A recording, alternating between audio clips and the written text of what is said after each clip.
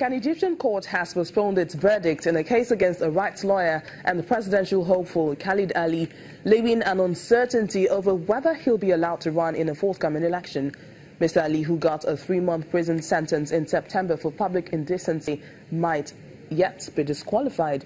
Although he has appealed, denying the charges, which he says are politically motivated, the hearing at an appeals court delayed the final decision until March the 7th. If the guilty verdict is upheld, Mr. Ali, who intends to run against President Abdel Fattah al-Sisi, will not be allowed to run, even if he's not jailed. President al-Sisi is widely expected to seek a second term in the presidential vote early this year, but has not yet announced his candidacy. And a court in Zimbabwe has relaxed restrictions on an American citizen accused of insulting former President Robert Mugabe. Martha O'Donovan was accused of subversion for allegedly calling former President Mugabe a selfish and sick man on Twitter on October the 11th, 2017. At this morning's court appearance, state lawyers had sought for restrictions on Ms. O'Donovan to remain in place, asking for more time to prepare their case. Her lawyer, Obi Shava, says that although the charges remain, her restrictions have been relaxed.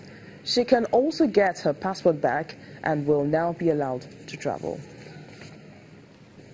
South Sudan has extended a unilateral ceasefire with rebels until the end of March, citing a presidential decree. In October, the United States lifted a 20-year-old sanction tied to the progress on counter-terrorism cooperation and on resolving internal conflicts. Fighting between the army and rebels in the Kordofan and Blue Nile regions broke out in 2011 when South Sudan declared independence. Conflict in Darfur began in 2003 when mainly non-Arab tribes took up arms against Sudan's Arab-led government. The ceasefire was set to expire at the end of December.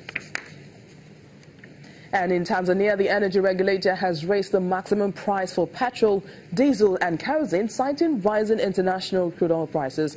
Tanzania's Energy and Water Utilities Regulatory Authority raised the minimum retail price of petrol by 0.35%, increasing the cap for diesel by 1.71%. According to the authority, the changes in local prices of petroleum products are mainly due to changes in the world oil market's prices and bulk procurement system premiums. The maximum kerosene price was lifted 4.57% in the latest monthly price decisions, which takes immediate effect.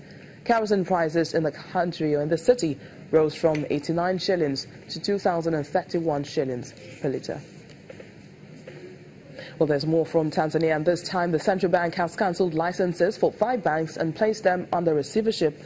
The Bank of Tanzania describes the lenders as critically undercapitalized, and continuation of the operations in their current position poses a risk to the stability of the financial system, while many of the banks have also lost their licenses. 3 weeks ago, President John Magufuli ordered the regulator to take action against banks with inadequate capital.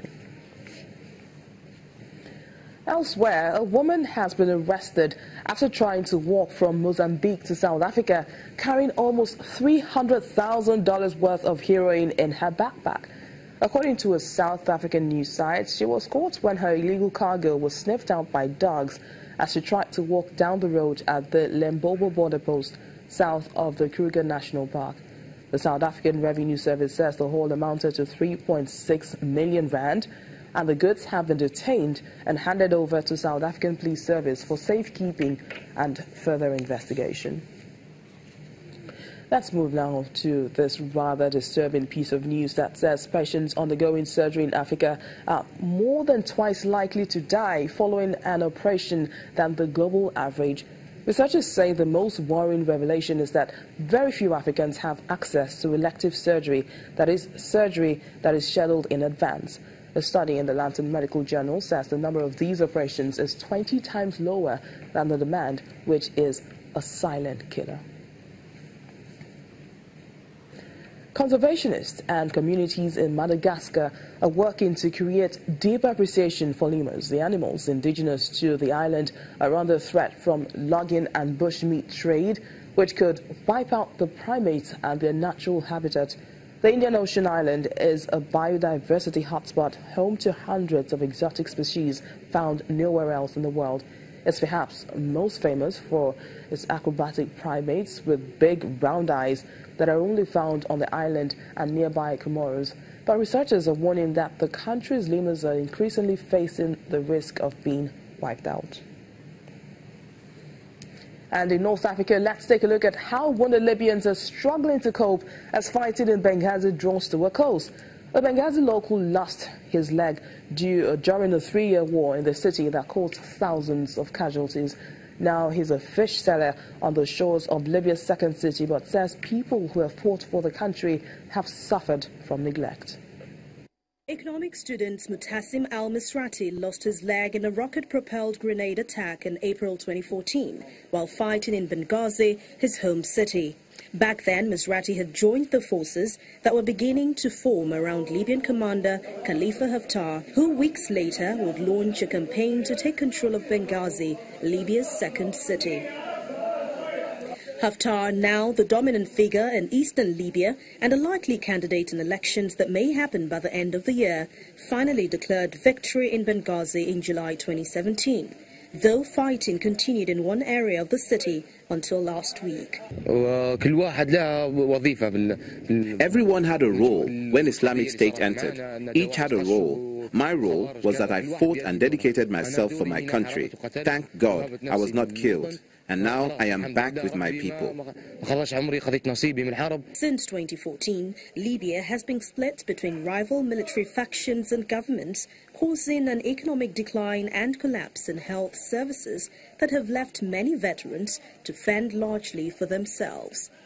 Misrati received medical care the year he was wounded and has a prosthetic leg that allowed him to return to studying for an economics degree and working at a fish market. He's still a supporter of Haftar, whose campaign in Benghazi, Operation Dignity, battled Islamists and their opponents, some of them former rebels who had fought to topple Muammar Gaddafi in 2011. My injury was behind 204 tank camp. I was injured in Benicia Street after an RPG attack, and my leg was amputated. My leg was amputated right after the attack. The Libyan National Army Special Forces, which played a leading role in the fighting, lost about 1,500 men and had some 2,500 wounded. Though foreign governments have flown some wounded fighters abroad for treatment, seeking medical treatment outside the country has become prohibitively expensive for most. In 2014, I received care, but at the present moment in time, there is neglect when it comes to all those injured. There are amputees who have not received prosthetic legs, but some have received prosthetics. Some are able to run, just like I am able to run, and to live. However, at the present moment in time, the injured are neglected. In Benghazi, daily struggles with liquidity shortages and inflation have dampened hopes brought by an end to the fighting. And that's our program today. Thank you for watching. I am Bisi Adebayo.